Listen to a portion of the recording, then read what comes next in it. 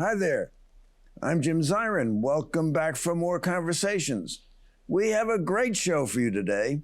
Barb McQuade is with us. She is, like me, a proud graduate of the University of Michigan Law School, where she now teaches, among other things, criminal law and data privacy. Well, they didn't offer data privacy when I was there. She is an expert in national security law, a former U.S. attorney from Michigan, and the author of a new book, which has swept the nation. This week, number 3 on the New York Times bestseller list. The book is entitled Attack from Within: How Disinformation is Sabotaging America. There she argues that dictators use disinformation to seize power. And because you can tell a book by its cover, the color of the cover is, you guessed it, Michigan blue. Barb has just returned from a nationwide book tour where she visited New York, Chicago, Washington State, LA, San Francisco, and Austin. And I can't wait to hear how our audiences reacted to this fascinating subject. We're pleased to welcome the brilliant, sparkling Barb McQuade to the program. Well, congratulations, Barb, on your book.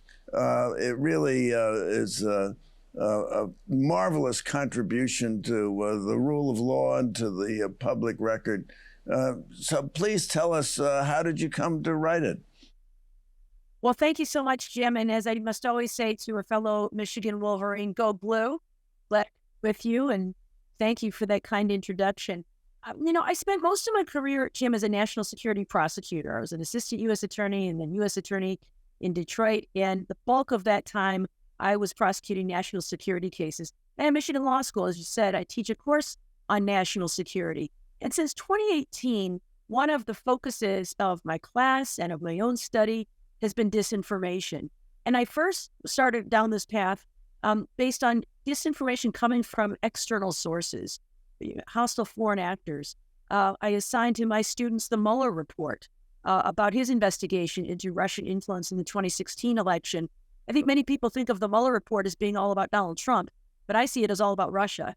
And I was intrigued about the way that Russia was trying to influence our elections through social media. And in the years since 2018, I have seen this threat evolve from one coming from outside the United States to one coming from inside the United States, hence the name Attack from Within. So I think the same tactics that we have seen people use throughout history against us and being used against us by foreign actors and now being used by people within the United States. And so that is why I wrote this book. I want people to see what I'm seeing. I want people to be able to identify these tactics of disinformation, because I believe that if we can identify it and name it, we can defeat it.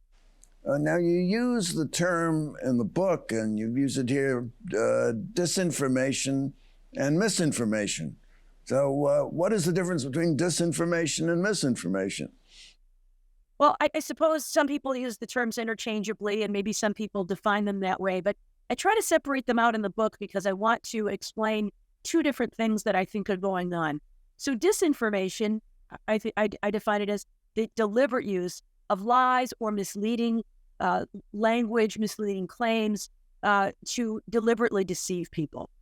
Misinformation is sort of its unwitting cousin. So sometimes people hear disinformation, believe it to be true, and pass it on, and thereby have an exponential reach for the disinformation. I'll give you an example, a time when I myself was a propagator of misinformation in a good faith effort, but misguided, certainly. I read online that Patrick Mahomes, the NFL superstar, had said that he refused to take another snap for the Kansas City Chiefs until they changed their name to something that was inoffensive to Native Americans. And I believe that to be true. I thought, wow, amazing. Putting his money where his mouth is. This guy makes millions of dollars a year, and he's going to sit out until the team changes its name. So I retweeted that right away. I was all excited about that. And later in the day, I asked my husband and son, did you guys see that story about Patrick Mahomes? And they said, no, what story? What are you talking about? And they said, and I described it a little bit. And they said, no, I haven't heard that at all. So it caused me to rethink it. And they said, are you sure that's true? Because it sounds a little fake. And they said, well, it must be true because I read it on Twitter. And that made me think, I wonder if it is true. So I went back at the original tweet that I had seen and retweeted and saw that it had come from ESPN, legitimate sports news outlet. But then when I looked a little closer, I saw the name of the account was Sprots Center, SPROTS Center, not ESPN Sports Center, which is in fact a legitimate outlet. And so I realized I'd been duped. I had falsely spread this false claim. And it's a good example of how our buttons get pushed. We see something that's a little bit provocative, a little bit controversial. We get excited. We send it on without really thinking about it and without looking for a second source to ensure it's true. And so in many ways, we allow ourselves to be manipulated. Now, this maybe wasn't the most significant story of the day or the year, but if we can do it with something like that, imagine what we're doing with other claims that relate to really hot button issues. So a good lawyer has to read the fine print and read it very carefully. Exactly, which I failed to do because I got so excited about the content. Okay, so let's take another example. Nikki Haley during the primaries said she thought the Civil War was caused by a dispute over the control of the government, and she forgot about slavery. Is that misinformation or disinformation? Well, I don't know what she was intending there, but I would, and I don't know how good her education is. But I would submit that that was an effort to really dodge the question and to please people perhaps who live in the South who like to think of it that way, because people don't like to think that they are on the side of evil. Over the passage of time, I think most of us have come to see slavery as something that was evil. And so rather than say that the war was over slavery, I think that we've revised history to some extent in the South among some people to say that it was about a war about states' rights. Well, what is it the states wanted to do? The states wanted slavery. So I think it is disingenuous, and I would consider it to be disinformation. It's one of those things that perhaps is not an outright lie, but it's most certainly misleading to suggest that that was the driving cause of the Civil War. She later walked that back and admitted that it was slavery. She even went on Saturday Night Live to walk it back. But it's a really interesting idea of how people, I think, cater to their audience, and in an effort to say things that they believe will please their constituencies, are willing to say things that are either not true or misleading or have a serious political spin to them. Now, tell us about some of the tactics used by those that would spread disinformation. Yeah, so there are a number of them that I describe in the book, and let me describe just a few of them for you here. One is something that debaters, Jim, and maybe you learned this when you were a lawyer, refer to as the either-or fallacy. Well, I'm still a lawyer, but... sorry, when you were studying law, I should clarify. Just don't practice. When you were studying law, the either-or fallacy, and that is this idea that there are only two sides to every issue. I'm going to reduce this debate, this issue, to two sides, and one is so awful, so despicable, so completely untenable that you will have no choice but to choose my side. And so in this way, I will demonize others. I will suggest that the other side, it will be the destruction of the country. I will suggest that the other side is everything that's wrong with America. And so in this way, we lose all sense of compromise, all sense of nuance. We demand political purity, and we push people to align themselves with Team Red or Team Blue, and there is not allowed to be anything in between. When I was in college, I can remember that it was not uncommon for me and friends to hold varying views on issues like abortion, gun rights, immigration, affirmative action, tax policy. I might be more conservative on some issues, more progressive on other issues, and staunchly so on some issues. But I had views all across the board. And now, instead of thinking through each of those issues independently, we are expected to line our views with Team Red or Team Blue. So that's the either-or fallacy, and I think that's a tactic that we see. An example of that for immigration might be open borders or put them all in cages. Yeah, exactly right. Yep. And so put the animals in cages. Okay, so what's another tactic? Exactly. So another tactic is something called the whole part fallacy. And that is, there may be a part of my opponent that has views that are extreme and unpopular. And then to conflate and suggest that everybody who is part of that party is advancing that view. So, For example, defunding the police is one that we heard people say in 2020. And we heard Donald Trump say, Joe Biden and the radical leftists want to defund the police. Now, of course, Joe Biden himself never advocated for defunding the police, but it's sort of a cousin to this either-or fallacy that because part of the Democratic Party favored defunding the police, he was going to suggest that all of the Democratic Party favored defunding the police. So that's the part-whole fallacy. That's another tactic that we see people use. How about repetition? Saying, yeah, I got those documents legally. I kept those documents legally. I kept them away from the Justice Department legally. And you say it again and again and again. Pretty soon, people start to believe it. Yeah, repetition is a key one, Jim. And this is something that Hitler described in Mein Kampf. He said that the public needs simple storylines, easy to understand, and you repeat them again and again and again, because then if you're repeating them enough, people are hearing them not only from you, but they start hearing them from other people. And in that way, it becomes self-reinforcing. So as you just said, efforts to prosecute Donald Trump are election interference. The 2020 election was stolen, and stop the steal. Little slogans make them even more memorable. Drain the swamp, lock her up, all of these kinds of things. The simple repetition causes people to adopt these phrases as a matter of membership in the tribe, even if they don't believe it. It becomes part of the credo of that side of the political divide.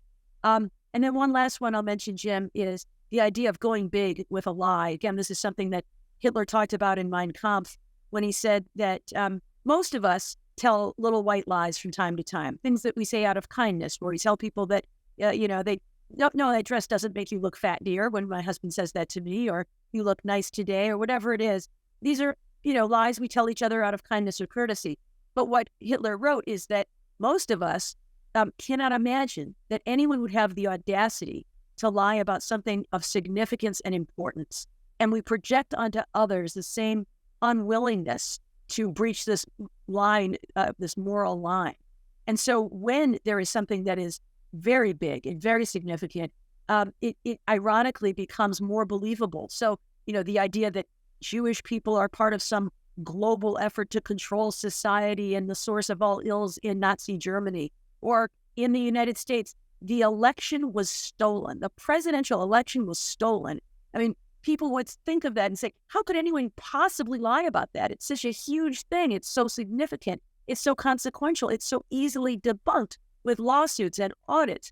And yet, because of the audacity of it, and despite the failure of lawsuits and the failure of audits, more than 30% of the American public to this day believes that the 2020 election was stolen. One other, which fascinates me, it's been written that autocrats have used, in order to achieve power, the technique of declinism. And declinism is where you sound the alarm, say the country is in decline, and then you blame some group, immigrants, blacks, Jews, anyone, for the decline in the country. And what resonated with that was Trump's recent statement, our once great country is going down the drain. We're a nation in decline. Vote for Trump. Isn't that an example of exactly what has been written about autocrats? Absolutely. And I don't know if this is Trump's own study of history or Steve Bannon's tutorials, but this is exactly what we have seen used by Adolf Hitler, Mussolini, and others in history to build this sense of aggrievement that society is going downhill. Things are not as good as they used to be. We are in decline. This is a national shame. So Hitler, of course, comes to power after Germany loses in World War I, and everyone feels like society is in bad shape, and only I can fix it. And the ends must justify the means. You need to give me power so that I can restore greatness to this once great country. And then to demonize others. The reason everything is so bad, and to talk about American carnage and how terrible our country is. The reason it is so bad is because of these other people, and look to divide society between us and them And so in Nazi Germany, of course, it was Jewish people. In the United States, it's immigrants, it's the LGBTQ community, it's Muslims. These are the people who are destroying life as we know it. And it's why we hear Donald Trump using words like vermin and animals to talk about people. And I also think this serves as cover. I think that it is true that there are some people in this country who recognize correctly that perhaps their economic fortunes are not as good as their parents or grandparents were. But the reason for that is corporate America has sent jobs offshore and overseas, and so we've lost a lot of good middle-class jobs. We have had tax cuts for corporations. We have CEO pay that is off the charts. We have income disparity between the very wealthiest members of society and others in society. And those are the reasons that people may feel less well off than they did as a child or as their parents do. But instead, what we hear from Donald Trump is it's those people to blame. It is minorities. It is immigrants. It is the LGBTQ community. It is those other people that we have to blame. So keep me in power. And I will support your view of America versus that bad view of America that is causing our country to decline. Now, you started life before you were a lawyer as a journalist, either on the Michigan Daily, a newspaper, where in upstate New York. I was in Rochester, New York. Rochester, New York. Well, for me, that's upstate. And yeah. Now, where is the mainstream media in all this? I mean, Trump says if he doesn't win the election, there'll be a bloodbath. Zero reporting of it in the New York Times and on page 9 of the Washington Post. Where is the mainstream media reporting that he says immigrants are not human beings, they're vermin and they're animals and they poison the blood? I mean, maybe a little of that leaked out, but they should be shouting that to the skies. Here's someone who wants to be president of the United States espousing these terrible, terrible authoritarian views. So what's the answer to that? Yeah, it's tricky, I think, because, there's the mainstream media, some of which amplifies some of what Donald Trump says. So, as we know, Fox News paid a $700 million plus settlement to Dominion voting systems for putting on air voices who were saying that they flipped votes from Donald Trump to Joe Biden and pushing this idea of a stolen election. So there's that when you do give voice to some of the outrageous things that Donald Trump and his supporters say. But I think the media has still not quite figured out how to cover him. And I think that is because they have been brought up in a tradition where they were taught to present both sides of a story. And both sides of a story, I think, means I'm going to share all of the facts and I'm going to share both perspectives, the sides of a perspective of candidate A and the perspective of candidate B and their good faith policy differences so that you can choose for yourselves which one you agree with. And I think that only works if both sides are coming to the table in good faith. And instead, we have Donald Trump, who is, just a bull in a china shop, saying all kinds of outrageous things for the purpose of stoking divisions in society. And I think in 2016, when he was elected president, a lot of these news outlets got, blamed for giving him so much free, unearned airtime.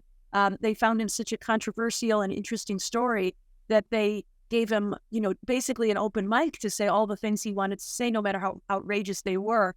And I think they got some backlash to that you gave him a free microphone and he reached an audience and his message reached an audience, and shame on you for letting him have all that airtime. And now I think maybe they were going back too far the other way, where they're saying, all right, well, we don't want to make the same mistake we made in 2016, so we're not going to cover his rallies because he just spews a lot of lies and vitriol and hatred, and so we're not going to cover that.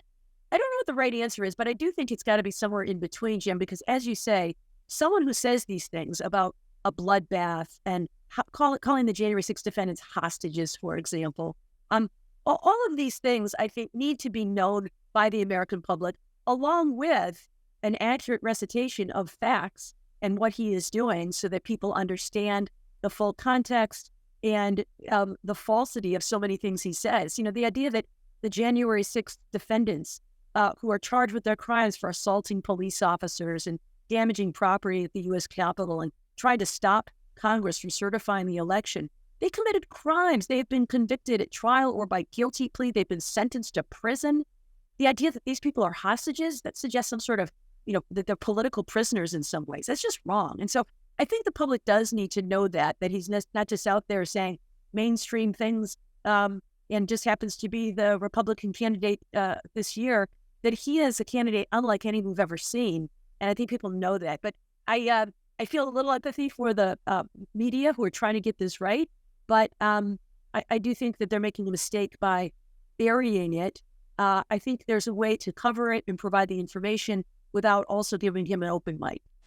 Okay, well, we have another dimension, which didn't exist when I went to law school, but which you feature in your book, which is the internet and the type of information, one-sided information and disinformation that we read on the social media platforms of Facebook, Twitter, and the like. How does that factor into the whole analysis of how disinformation is infecting our political system? Oh, it's a significant factor, Jim. I think it's one of the things that is really driving this moment of disinformation and this threat. As I mentioned, when I was teaching disinformation from a foreign, adversarial perspective, I was looking at social media, and this is certainly something that has now infiltrated our own communications within the United States. But in the Mueller report, which I mentioned, one of the things that he reported is the way Russian operatives were able to use social media to influence voters in the 2016 election. And he looked at how many accounts had been created by Russian users with false personas, and how many dollars had been spent on advertising and how many impressions were made. And they were, huge numbers. But just to give you some examples of the accounts that were set up many, many months in advance of the election, they had names like Blacktivist or United Muslims of America or Heart of Texas or Tennessee GOP. So they were all across the political divide. They made it appear that they were a member of some group, and they posted all kinds of content that was interesting, entertaining, and reasonable for many months leading up to the election. And they cultivated lots and lots of followers. So by the time the election rolls around, they have hundreds of thousands of followers for these accounts, and they start saying things that are incredibly divisive or designed to suppress voter turnout. For example, Blacktivist, who has been cultivating followers now for many months, starts saying shortly before the election, Hillary Clinton has ignored our community. We should send her a message that we should not be taken for granted and stay home from the polls. That will teach her a lesson. So you never know how many followers of the Blacktivist account, who they believe to be a Black political activist, actually heeded that advice and stayed home. But if it was even a few in swing states, in what made for a very slim margin of victory, you can imagine that those kinds of accounts could have had an impact on the outcome. And it wasn't just that one. There were hundreds of these accounts reaching various different groups. And so now I think one thing we see is we've got, in the United States, we've got actors who are engaging in the same kind of activity and have learned to use bots, these artificial intelligence fake accounts, to indicate likes and shares and to amplify these messages so that they're seen not just by direct users, by scores more through this amplification process. Yeah, well, Barb, we're running out of time, but I wanted you to just mention briefly the elephant in the room. How do we regulate disinformation consistently with First Amendment values? Free speech. Yeah, it's not easy, as these couple of cases recently before the Supreme Court demonstrate. There's some tricky issues here, but I think the place to start is by looking not at content, but at processes, because processes are not speech. So I have a question for you, Barb McQuade. This has just been fabulous. And the question is, how do we overcome disinformation in connection with the November election? Well, it's coming fast, so I don't know that there's time to enact a lot of legislation. I would say a couple things that we can do. All of us have the ability to improve our own media literacy by being skeptical about what we read. Read the story, not just the headline. Look for second sources of information. But I think one thing we can do to build resilience against disinformation, specifically about the election, is find out now where there are reliable sources of information. Perhaps your Secretary of State's website. The League of Women Voters is another one that puts out accurate voting information, and share those resources with your friends and family so that they know where to go, because you can bet there will be efforts to disinform us and confuse us about election rules. And so if we know where those reliable resources are, we know where to check to find accurate information. In short, critical thinking. Barb McQuade, thank you so much for coming by. Thank you for coming by. Tune in next week for more conversations. I'm Jim Zirin. Take care, be well, and all the best.